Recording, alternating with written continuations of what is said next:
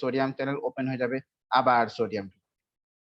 তারপরে এবার এখানে অনেক পজিটিভ হয়ে গেলে তখন এই সোডিয়াম গুলো এবার এই পাশে মানে ফ্লো করবে, তখন এই রিজিয়নটা আবার অনেক পজিটিভ হয়ে গেলে এখানে সোডিয়াম চ্যানেল ওপেন হয়ে যাবে, এখান থেকে সোডিয়াম ভিতরে, মানে একই ঘটনা আবার।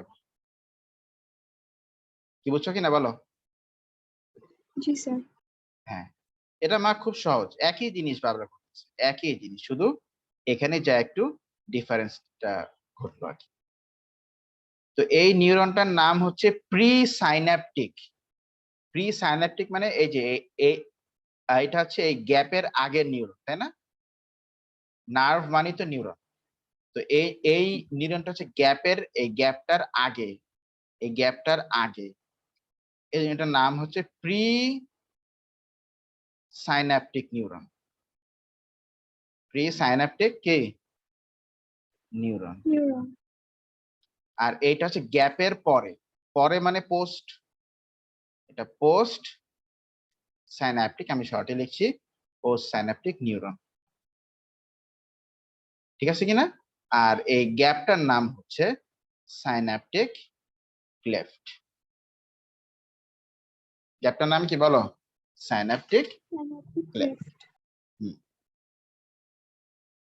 তাহলে মা এখন এই যে from one neuron to another neuron ইম্পালসটা কিভাবে যায়, তুমি এটা মানে ডেসক্রাইব করতে পারবে না বলো? পারবে কিনা? জি স্যার। হ্যাঁ, ওকে, স্যার ঠিক আছে। ভোল্টেজ গেটের যে চ্যানেলস গুলো, ওইখানে ভোল্টেজটা আছে, ওটা কি কনস্ট্যান্ট থাকে নাকি?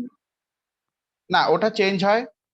যদি কনস্ট্যান্ট ভোল্টেজ থাকে তাহলে তো ওই চ্যানেল হয় কনস্ট্যান্টলি ওপেন থাকবে, নয় কনস্ট্যান্টলি ক্লোজ থাকবে, তাই না বলো? এখন কনস্ট্যান্টলি ওপেন কনস্ট্যান্টলি ক্লোজ থাকলে সমস্যা।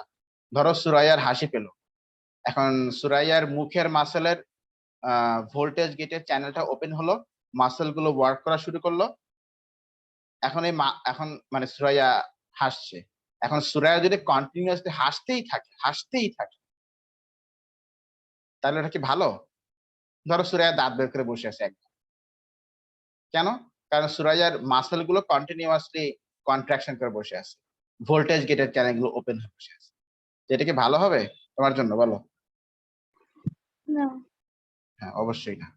এই জন্য সময় সময় মানে টাইম টু টাইম ভোল্টেজ গেটের চ্যানেল গুলো ক্লোজ হয়, টাইম টু টাইম ভোল্টেজ গেটের চ্যানেল গুলো আবার ওপেন হয়। এই এবার তুমি আসো মাসেলের মধ্যে কিভাবে এনার্জি ট্রান্সমিশন হয়, মানে নার্ভ ইম্পালস ট্রান্সমিশন, মাসেল কিভাবে কন্ট্রাকশন করে, এটাই আমাদের এখন একটু